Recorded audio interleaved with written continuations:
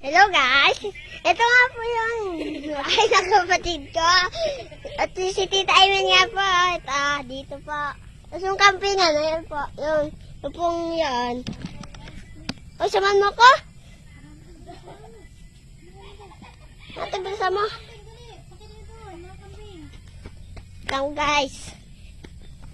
Papakita ko po yung kambing. Dito po, dito. Ito po, yun ang kambingan. Dito. Ito po. Ito po ang kambingan. Eh, pala, ito po nasa bagay yung kambingan. Ito po yung manukan. Bakit po kayo? Titingnan niyo po. Marami po ang mga manok dito. Ito po ah. Yan po ah, ayan. Pwede po pumasok dyan kung gusto nyo. Pwede lang po rito eh. Bata. Ito yung si Tita Ayman yung may-ari nito.